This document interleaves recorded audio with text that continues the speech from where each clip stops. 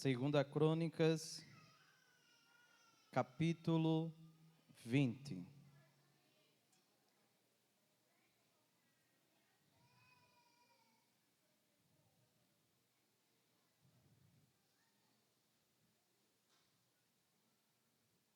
Quem encontrou, diga amém. Nós vamos ler alguns versículos desse texto, mas nós iremos caminhar por todo o texto. Diz assim a palavra do Senhor: Depois disto, os filhos de Moabe e os filhos de Amon, com alguns dos meunitas, vieram a peleja contra Josafá. Então vieram alguns que avisaram a Josafá, dizendo: Grande multidão vem contra ti, da além do mar e da Síria. Eis que já estão em Hazazon Tamar, que é em Gedi. Então Josafá teve medo e se pôs a buscar o Senhor, e apregoou um jejum em todo o Judá. Judá se congregou para pedir socorro ao Senhor.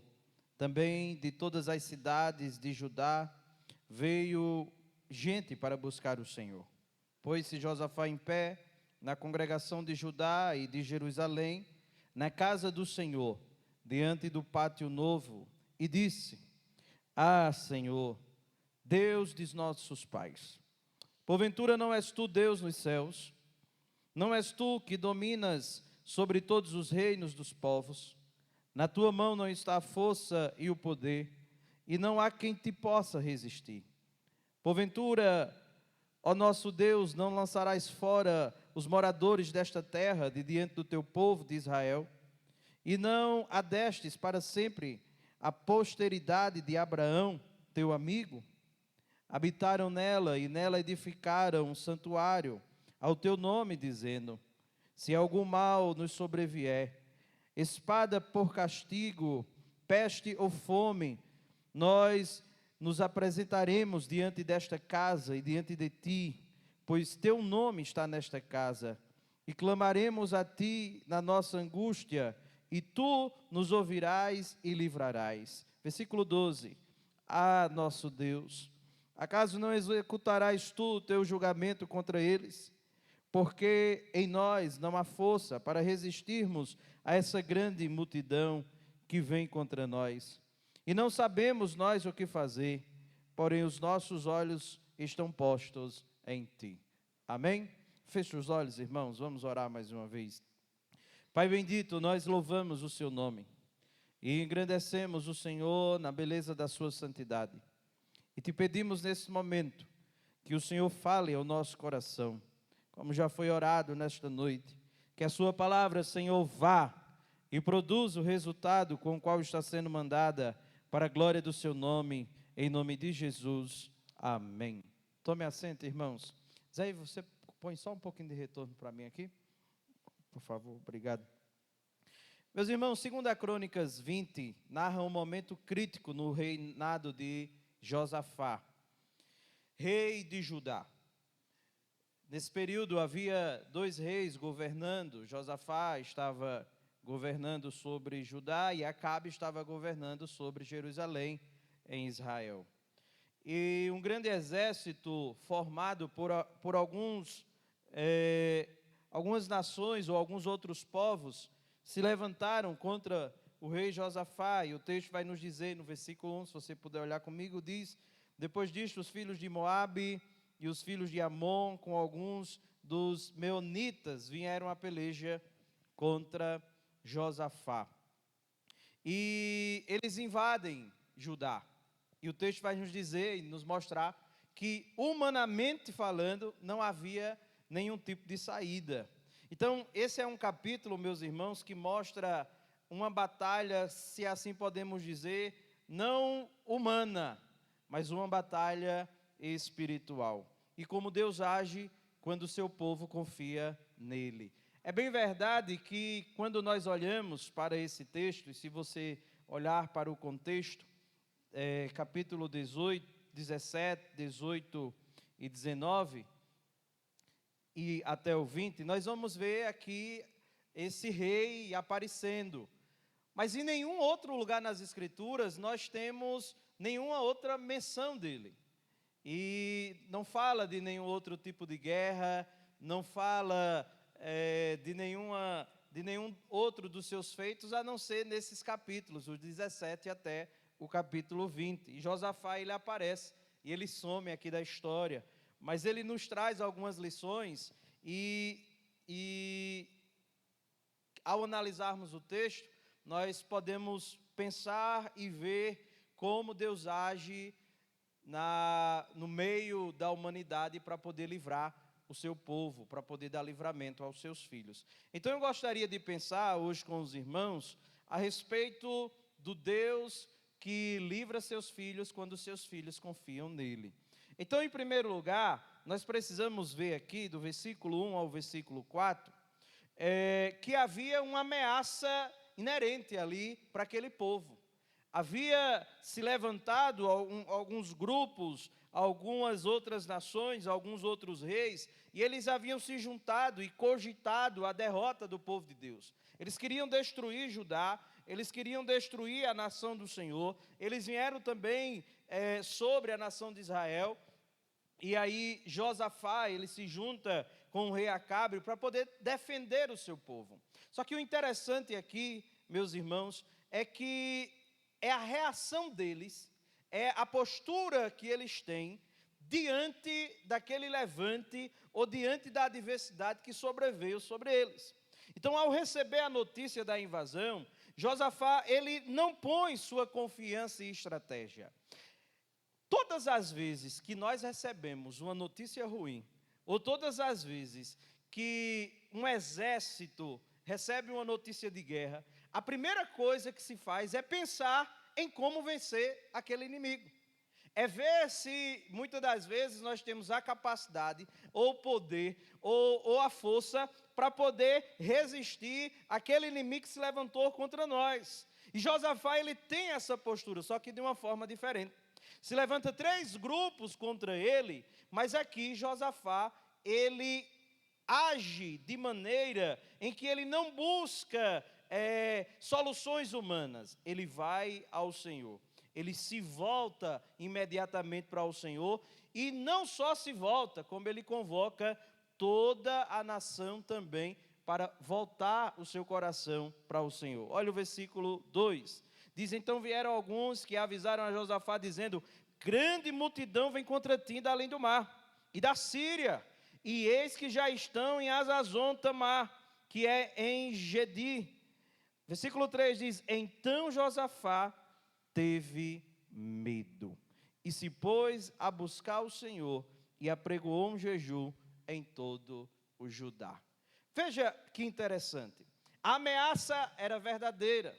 Josafá, mesmo sendo rei, mesmo comandando o povo de Israel, ali o povo de Judá, na tribo de Judá, ele não deixa de viver no meio daquela ameaça à sua humanidade.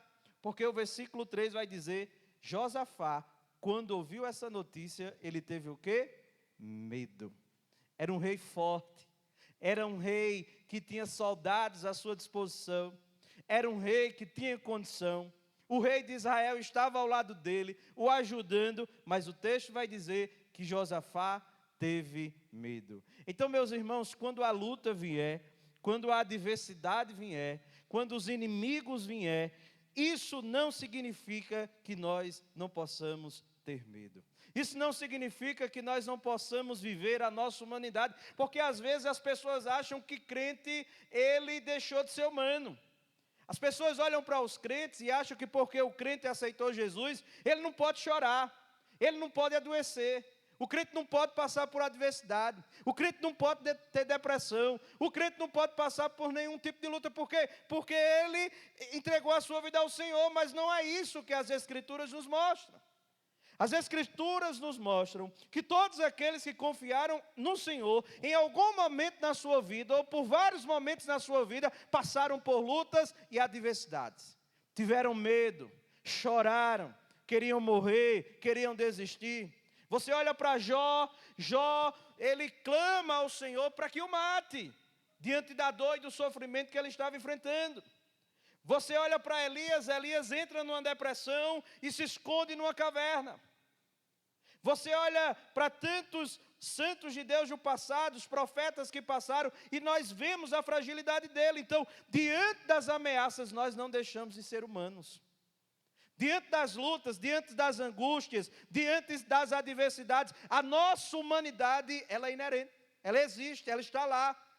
O próprio Deus, quando o homem, lá no momento mais crítico da sua vida, ele disse: Pai, se possível, passa de mim este cálice. O próprio Jesus, como Deus, teve o seu momento, se assim podemos dizer, de fragilidade. Mesmo sendo Deus, não deixou de ser homem. Ele chega para os seus discípulos e diz: a minha alma está angustiada até a morte. Né? Ele chora quando vê o seu amigo morto. Então a humanidade, a nossa humanidade, ela precisa e ela vai aparecer diante das adversidades. Todavia, isso não significa que a nossa reação tem que ser uma reação de derrota. É diferente. Ficar triste, ficar abatido, choroso, angustiado, ter medo é normal, é comum. Só que qual é a diferença do crente? É que quando o crente, ele vê uma ameaça, ele sabe para onde correr. Olha o que diz o versículo 3. Diz: teve medo e se pôs ao quê? A buscar o Senhor. Ele corre para o Senhor. A crise, meus irmãos, revela para onde o nosso coração corre primeiro. O texto diz: ele buscou ao Senhor, e não só buscou ao Senhor, como também apregoou um jejum. Então, a nossa postura diante da adversidade tem que ser uma postura de alguém que sabe para onde está indo, que sabe quem governa a sua vida, que sabe quem cuida e quem nos dá livramento, e quem nos preserva, e quem nos sustenta, e quem se levanta em nosso favor, é o Senhor, o Deus Todo-Poderoso. Então, meus irmãos, a primeira coisa que nós aprendemos aqui é que a nossa reação diante dos inimigos ou das adversidades tem que ser buscar ao Senhor imediatamente. A segunda coisa que nós vemos aqui é a oração que Josafá faz. Está do versículo 5 ao versículo 12. Nós não vamos ler a oração, mas eu peço que você veja depois, vamos ver só alguns pontos. E diz assim, e essa oração aqui, meus irmãos, é uma das orações mais belas e teologicamente sólidas da Bíblia. É maravilhosa, é esplêndida essa oração de Josafá. Por quê? Porque, em primeiro lugar, ele reconhece quem Deus é. Olha o versículo 6. Diz, e disse: ah, Senhor, Deus dos nossos pais, porventura não és tu Deus nos céus, e não és tu que dominas sobre todos os reinos dos povos? Na tua mão não está a força e o poder, e não há quem possa te resistir. Então, a primeira coisa que Josafá faz é reconhecer quem Deus é. Ele parte do pressuposto de que Deus é o Todo-Poderoso. Meus irmãos, aqui está a maior estratégia do crente em meio à adversidade. É lembrar, é reconhecer quem Deus é. Por que é que o crente não entra em crise, mesmo sofrendo, mesmo angustiado, mesmo triste, mesmo com medo? É porque ele reconhece quem Deus é. Josafá sabia quem era o Deus, quem ele servia. Ele disse: tu és o Deus Todo-Poderoso. Ele olha para a adversidade, ele olha para os inimigos, ele olha para aquelas 3 nações que se levantam, mas ao mesmo tempo, ele olha para o Senhor que governa sobre tudo e sobre todos. Ele olha para o Rei dos Reis, ele olha para o Deus que está sentado no trono. E ele não só reconhece que Deus é todo-poderoso, mas ele reconhece também que Deus é soberano. Então, a primeira coisa que ele faz é reconhecer quem Deus é. Meus irmãos, nós precisamos conhecer o Deus a quem nós servimos. Muitas das vezes nós andamos abatidos, angustiados, preocupados, desesperados, não no sentido de que nós não possamos fazer isso, mas muitas das vezes há pessoas que caminham assim, como se não houvesse nenhum tipo de esperança. O crente ele pode estar até triste, mas ele faz como Jó. Ele diz: eu sei que meu Redentor vive e por fim se levantará sobre a terra. Nós precisamos conhecer o Deus a quem nós servimos. Outra coisa que Josafá faz aqui é lembrar do que esse Deus fez no passado. Olha os versículos 7, ele diz: porventura, ó nosso Deus, não lançastes fora os moradores desta terra, de diante do teu povo de Israel, e não a deste para sempre a posteridade de Abraão, teu amigo? Ele está dizendo: Senhor, não foi o Senhor que lá atrás livrou o teu povo das mãos desses inimigos e pegou essa terra e deu ao seu povo? Não foi o Senhor que fez isso? Não foi o Senhor que tirou o povo do deserto e trouxe para esse lugar e prometeu a Abraão que essa terra seria nossa para todos sempre? Não foi o Senhor que fez isso? Olha o que Josafá está fazendo. Ele está lembrando das promessas de Deus. Ele está lembrando do Deus que lá atrás agiu. Meus irmãos, nós precisamos lembrar do Deus a quem nós servimos. E às vezes nós precisamos voltar mesmo para o passado. Porque o Deus a quem nós servimos é um Deus que abre mar para o seu povo passar. O Deus que nós servimos é um Deus que manda uma coluna de fogo durante a noite, para que o povo não morra de frio no deserto. E durante o dia uma coluna de fumaça, de nuvem, para que o povo não morra no calor. É o mesmo Deus que no deserto manda codornas para que o povo se alimente, mas é o mesmo Deus que todas as manhãs também mandava um pãozinho quentinho do céu, um maná para que o povo se alimentasse. É o mesmo Deus que quando o povo estava com sede, ele fazia água no deserto brotar da rocha. É o mesmo Deus que ressuscitou mortos, é o mesmo Deus que fez grandes milagres e maravilhas, que livrou Noé do dilúvio e que preservou a raça humana. Esse é o Deus a quem nós servimos. Em meio às adversidades, nós precisamos lembrar das coisas que Ele fez. Nós precisamos olhar para Ele como de fato Ele é. O nosso Deus não é um Deus fraco. O nosso Deus não é um Deus mole. O nosso Deus não é um Deus que está morto. O nosso Deus não é um Deus que está com seus ouvidos tampados. O nosso Deus, Ele está sentado no mais alto sublime trono, reinando sobre tudo e todas as coisas. Eu pergunto, se esse Deus fez tantas coisas no passado, será que Ele não pode resolver esse problema da nossa vida? O que é o nosso problema diante desse Deus que já fez tantas coisas? O que é uma porta de emprego fechada? O que é uma despensa vazia? O que é uma enfermidade? O que é uma adversidade? O que é uma perseguição diante desse Deus? Não é nada. Ele reconhece quem Deus é, ele lembra dos feitos que Deus fez no passado, mas ele também se apoia na promessa desse Deus sobre aquela terra. Josafá, ele vê os inimigos, mas ele tem uma certeza, ele disse: o Senhor prometeu essa terra é nossa, e se o Senhor prometeu, então esse negócio aqui está errado. Isso é o quê? Confiança. Sabe qual é o nosso problema? É que muitas das vezes nós oramos, irmãos, a gente é assim.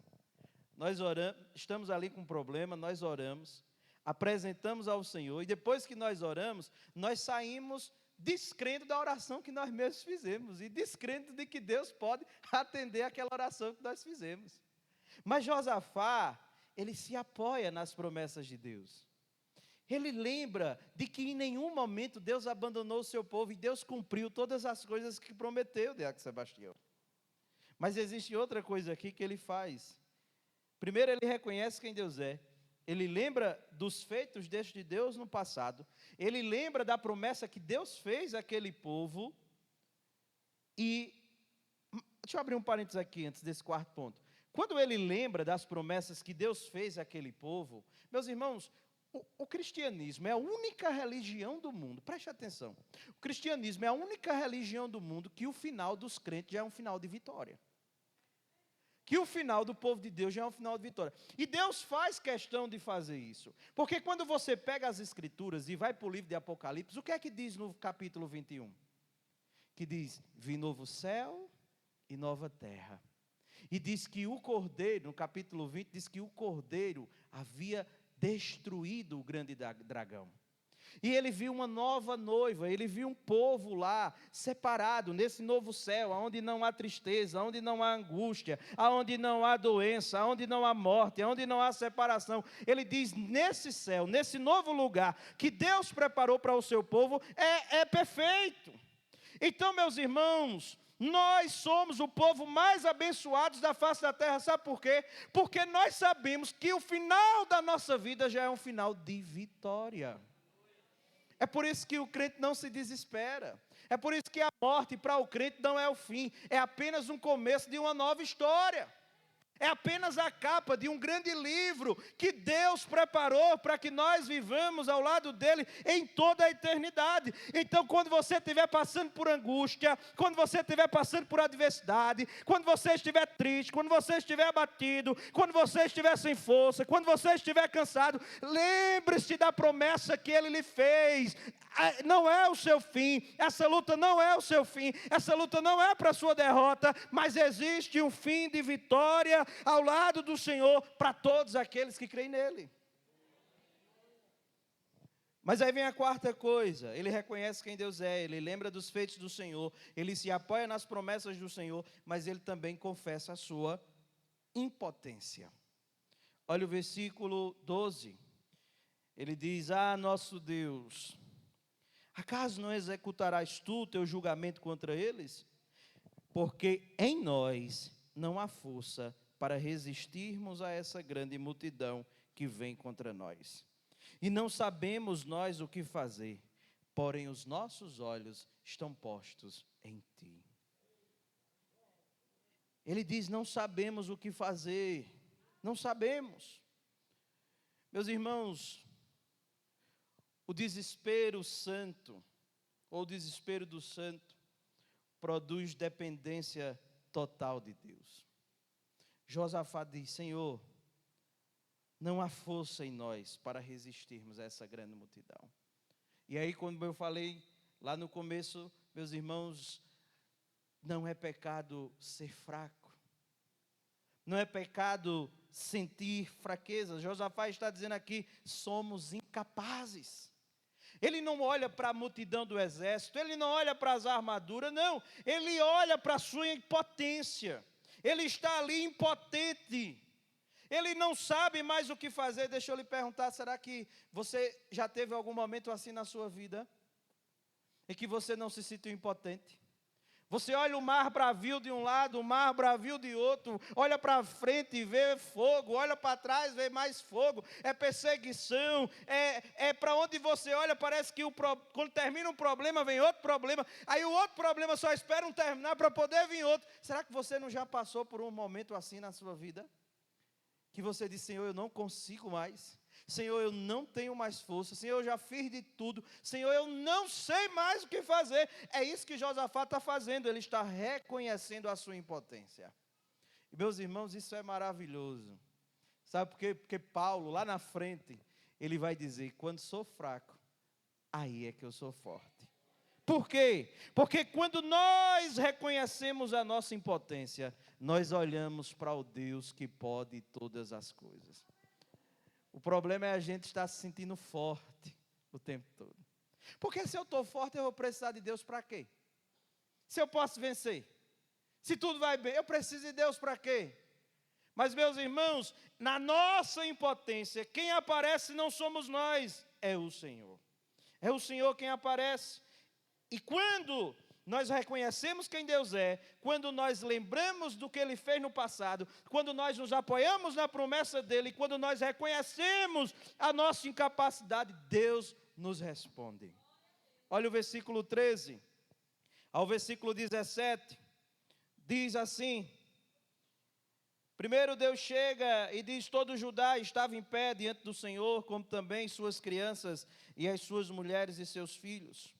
Então veio o Espírito do Senhor no meio da congregação sobre Jaaziel, filho de Zacarias, filho de Benai, filho de Jeiel, filho de Matanias, levita dos filhos de Asaf.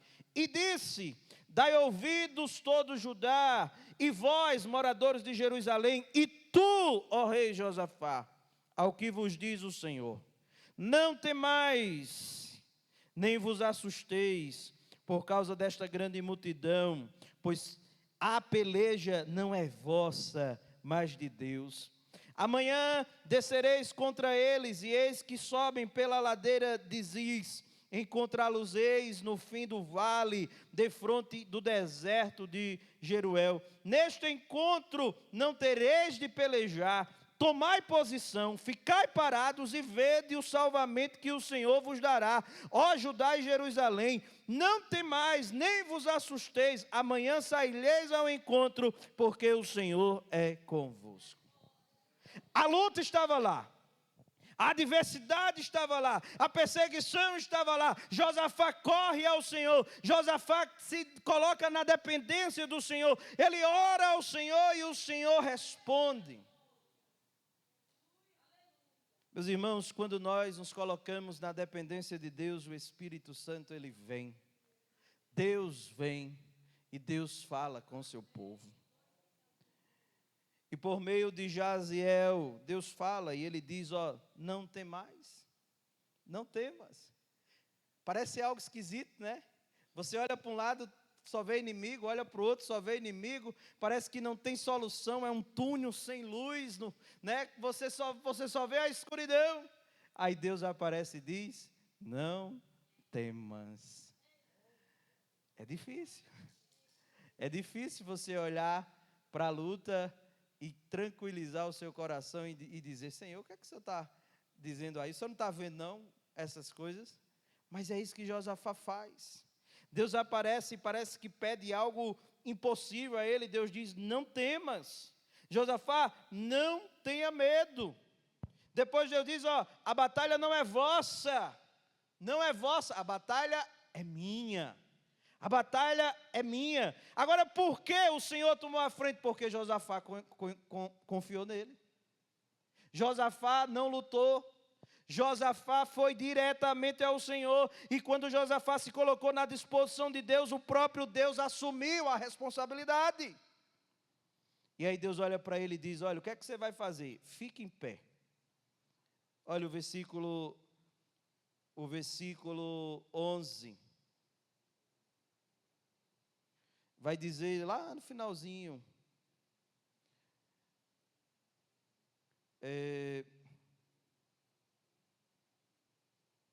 versículo 17, perdão, diz assim, neste encontro não tereis de pelejar. Olha o que Deus pede que ele faça, tomai posição, ficai parados e vede o livramento do Senhor.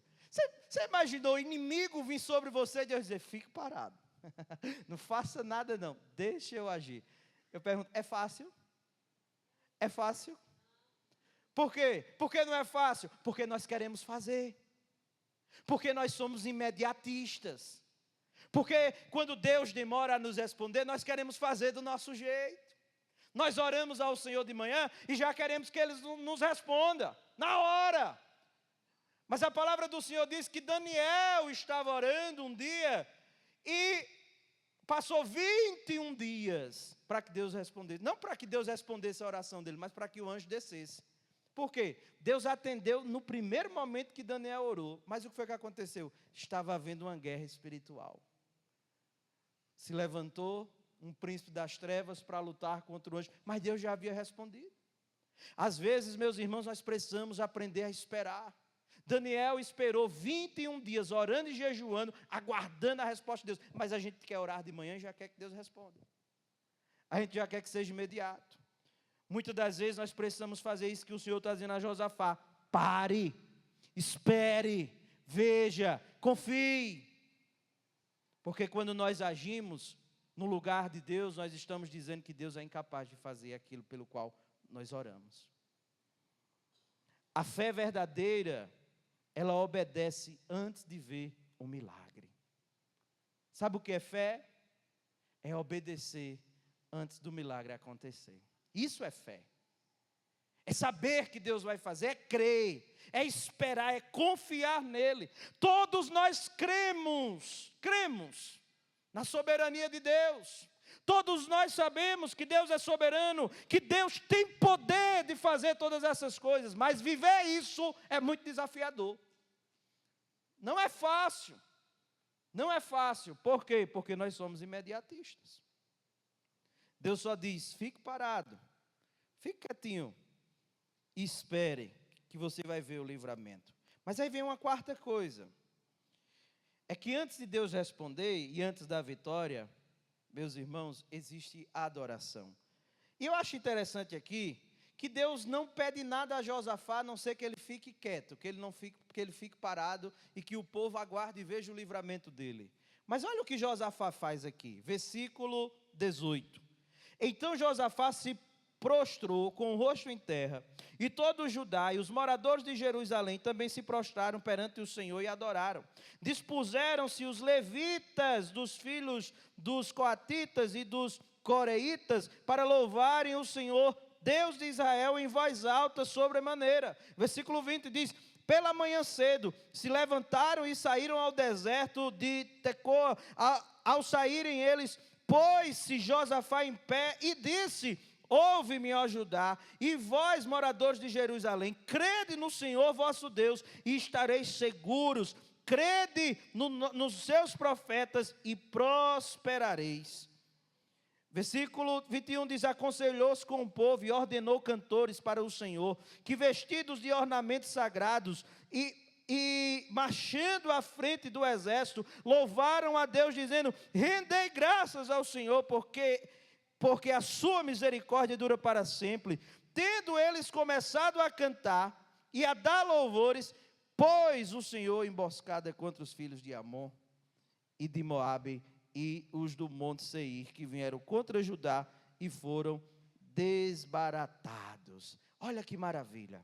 Meus irmãos, antes da batalha o povo adora, e os levitas eles vão à frente do exército louvando, dizendo: rendei graças ao Senhor, porque a sua misericórdia dura para sempre. Meus irmãos, a adoração aqui é arma espiritual. Josafá não coloca os seus melhores soldados, Josafá não coloca as melhores armaduras. Josafá diz: o Senhor falou, pois pronto, pega aí os levitas, bota na frente do exército. Eu pergunto, numa guerra, imagina, numa guerra a gente vai pegar e botar o bálsamo de Gileade aqui na frente para cantar, o ministério de louvor, imagina, parece loucura, bota os cantores na frente, né? Talvez diga misericórdia, logo nós, né? Mas é o que acontece lá. Quem eram os cantores? Eram os mais fracos, não tinham preparação nenhuma de guerra, não eram soldados, eles eram o quê? Levitas. Sabe por quê, meus irmãos? Porque quando Deus quer agir, Deus não depende de nada ou de nenhuma racionalidade humana. A palavra do Senhor diz que a loucura de Deus é mais sábia do que a sabedoria humana. Deus faz e Deus age de uma forma que Ele confunde toda a humanidade. Então não espere que Deus haja de uma forma lógica na sua vida. Deus age de forma sobrenatural. Terça-feira passada eu adoeci. Eu estava bem. Passada? Retrasada, a outra. Terça retrasada. Estava bem segunda-feira, fui pescar na segunda, cheguei em casa bem, na terça fui trabalhar, de tarde levei Malena para o trabalho, voltei.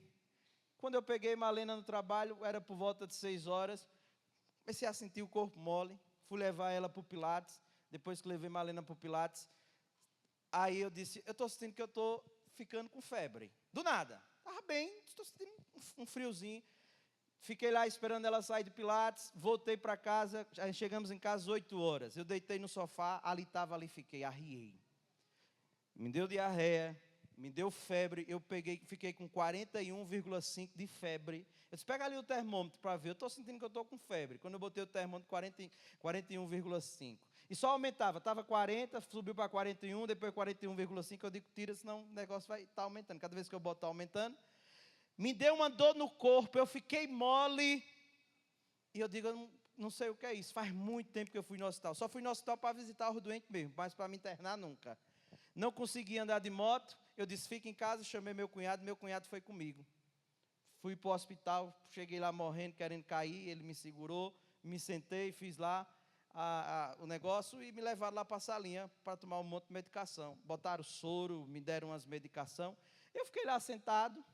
Quando eu sentei, tinha uma jovem mãe do meu lado, do outro lado tinha uma mulher, estava cheia a sala lá. E eu ouvi a voz do Senhor dizendo assim: ore por ela. Aí, por dentro, sem falar nada, eu digo: Senhor, eu que estou morrendo, o Senhor ainda quer que eu ore por essa mulher? Eu que preciso de oração.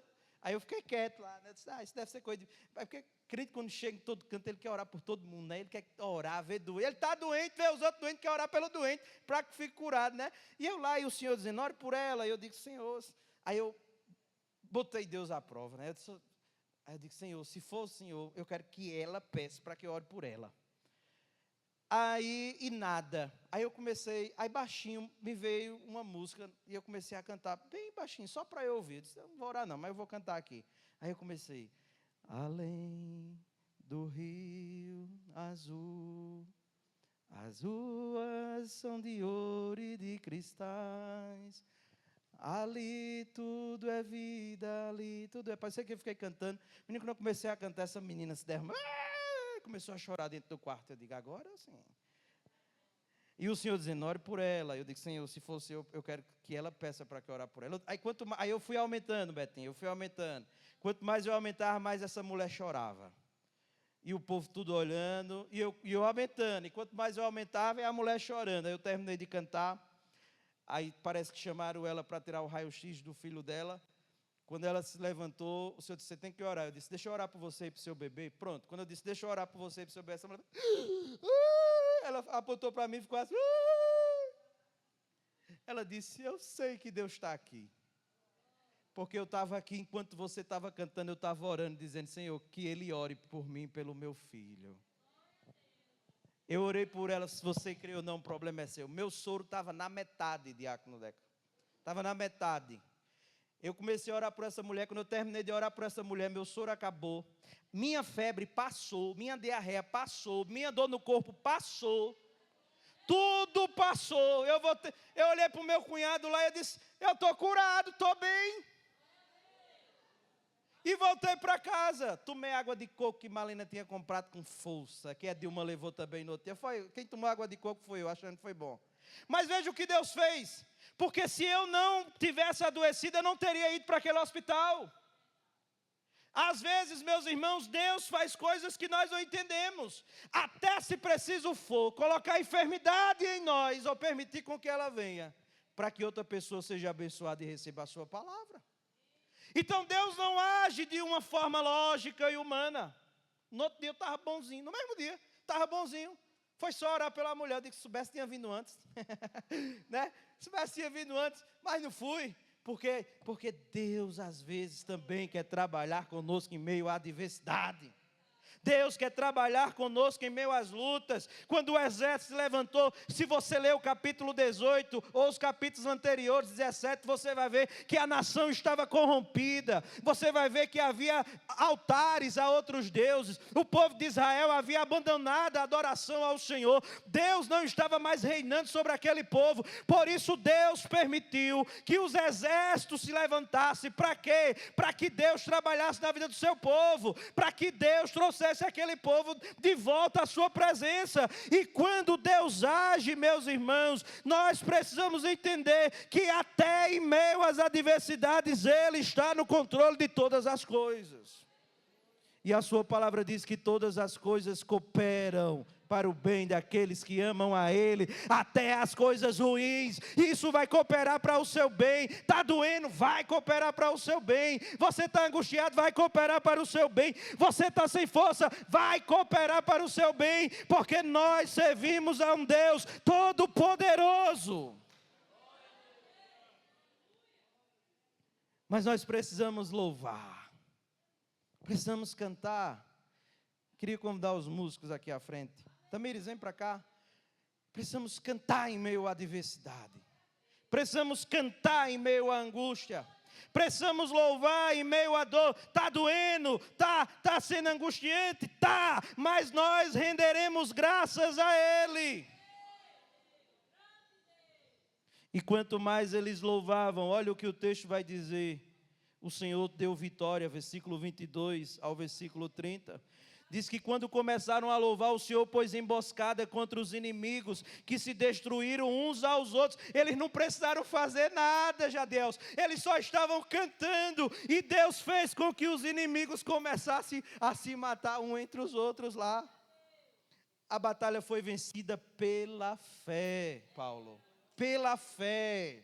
Eles confiaram no Senhor, eles louvaram no Senhor e o Senhor deu vitória a eles. O povo, e o texto vai nos dizer que Deus colocou uma confusão no meio dos exércitos lá.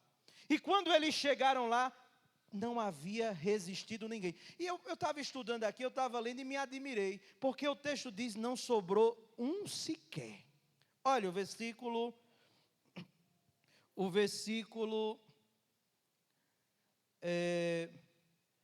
24, diz, tendo Judá chegado ao alto que olha para o deserto, procurou ver a multidão, e eis que eram corpos mortos, que jaziam em terra, sem nenhum sobrevivente. Aí eu pergunto, como é isso? Como é isso? Porque numa guerra sempre escapa gente, foge um, corre outro, né? Mas o texto diz que todos os inimigos do povo de Deus foi destruído, não sobrou ninguém. Sabe por quê? Porque quando Deus age na nossa vida, meus irmãos, Ele faz tudo perfeito. Ele não faz pela metade. Ele faz completo, né? E ainda mais, diz que o povo passou 3 dias recolhendo despojo. O povo foi louvando e quando chega lá só tinha ouro para levar. Só tinha roupas caras, só tinha despojos. Eles passaram 3 dias recolhendo despojos. E o que mais? Houve temor do Senhor sobre todas as nações. E Deus deu paz no reinado de Josafá. Olha que maravilha. Sabe o que é isso, meus irmãos? Deus faz infinitamente mais do que pedimos, pensamos e imaginamos. O que é que nós aprendemos aqui? Primeiro, é que a batalha, ela pertence a Deus. A nossa confiança, meus irmãos, deve estar em Deus e não em recursos. Não está em recursos. A batalha da nossa vida pertence ao Senhor. Você está desempregado? Deus é capaz de abrir portas de emprego. Ah, mas está tudo lotado. Será que Deus não pode abrir uma porta numa parede para que seu povo passe? Será que quem é Deus? Será que Deus não pode abrir uma porta de emprego para você? Ah, pastor, mas eu estou doente há tanto tempo. Será que Deus não tem poder de lhe curar? Ele ressuscitou morto. Quanto mais curar uma enfermidade. Será que Deus não pode trazer seu filho de volta? Será que Deus não tem poder de trazer sua esposa de volta, seu marido de volta? Será que Deus não tem poder de salvar a sua família, o seu lar? Será que Deus não pode fazer isso? Meus irmãos, a batalha da nossa vida não é nossa, é do Senhor. Nós precisamos entender que é Ele que está no controle da nossa vida. Segunda coisa, a oração e o jejum movem o céu. Crentes fracos que oram derrotam inimigos fortes. Você não precisa ser forte, você pode ser um crente fraco, mas se você orar e jejuar, você vai derrotar inimigos fortes. Nós precisamos trazer de volta a prática da oração para o nosso meio. Nós precisamos trazer de volta o jejum. Josafá disse, ninguém come até Deus nos responder. Existem situações na nossa vida que nós precisamos ficar lá em oração, em jejum, até o Senhor vir responder. Talvez seja necessário um dia, talvez seja necessário 2, talvez seja necessário 3, 4, 5, um mês, 1 ano, 2 anos, 3 anos, mas nós precisamos confiar nele e esperar nele. Enquanto isso orando, enquanto isso jejuando, porque irmãos, quando nós jejuamos, quando nós nos colocamos em oração, nós reconhecemos que nós precisamos depender totalmente dEle. O jejum é dizer, Senhor, eu estou abrindo mão de tudo que me dá força, para poder me colocar somente à Tua disposição. Nós precisamos trazer de volta, inventar agora um tal de jejum parcial, né? Aí os crentes fazem assim, dizem, não, eu vou jejuar até a hora do almoço, eu vou jejuar só de manhã, aí acordam 11 horas, dorme até 11 horas para poder jejuar, aí diz, não, eu jejuei de manhã, que jejuou que nada? Nós precisamos sacrificar isso aqui, ó, fazer, moer mesmo, colocar lá e dizer, Senhor, eu estou aqui fraco e abrindo mão de tudo que é importante para mim, para poder depender do Senhor. Isso é jejuar. Nós precisamos gastar tempo com Ele em oração. Crentes fracos que oram derrotam inimigos fortes. Mas nós precisamos também, meus irmãos, adorar, porque a adoração ela precede a vitória. O louvor é arma em meio às lutas. Louve ao Senhor. Está doendo? Louve ao Senhor. Está sofrendo? Louve ao Senhor. Não está vendo luz? Não. Louve ao Senhor. Está tudo dando errado? Louve ao Senhor. Louve ao Senhor. Louve ao Senhor. Lembre-se dos feitos do Senhor. Engrandeça o Senhor. Fale para Ele da palavra dEle. Diga, o meu Senhor, Ele vem saltando sobre os montes. Ele é o Rei dos reis, o Senhor do universo. E quanto mais você louvar o Senhor, mais o inimigo ficará confuso. Porque o inimigo vai olhar e vai dizer, como é que ele pode, passando por tudo isso, louvar ao Senhor? É Jó, perdeu toda a riqueza, perdeu filhos, perdeu a esposa, perdeu, os amigos estavam contra ele, ele dizendo, Deus deu, Deus tomou, bendito seja o nome do Senhor. Nós precisamos louvar Ele quando tudo estiver fora do nosso controle. Meus irmãos, precisamos adorá-lo e dizer, Senhor, Tu és soberano e Tu faz tudo conforme Te apraz. Nós não entendemos, mas ainda que o Senhor me mate, eu esperarei no Senhor, em Ti confiarei. Meus irmãos, não deixe de louvar em meio à adversidade, louve. Fé é ficar parado e esperar Deus agir. Obedecer mesmo quando não há saída. Isso é fé. Ore e espere. Espere. Ele virá no tempo certo. Ele virá no tempo certo. Meus irmãos, fique de pé, vamos orar. Tamiri já preparou a música. Eu não sei quais inimigos você tem enfrentado, eu não sei como você chegou aqui. Mas eu sei que existe um Deus nos céus. Um Deus no céu que conhece você. Ele conhece as suas lutas, Ele conhece as suas dores. Nós vamos cantar. Enquanto nós cantamos, eu queria que você orasse ao Senhor. Apresentasse a Ele as suas adversidades e diga, Senhor, eu não tenho força. Eu não tenho força. Antes de vir para cá, nós paramos ali na farmácia para comprar uma medicação. E eu vi muita gente entrando na farmácia e fiquei pensando, sabe, de como nós somos fracos, né? Limitados. Qualquer coisinha a gente adoece, tem que ir numa farmácia, tem que parar no hospital. Mas é assim mesmo. Nós somos assim mesmo. Mas nós temos um Deus que tem todo poder. Ele faz o sobrenatural acontecer. Ele entra na nossa vida e muda o quadro. Ele entra na nossa vida e transforma todas as coisas. Então feche seus olhos. Faça dessa música a sua oração. E nós vamos estar orando juntos.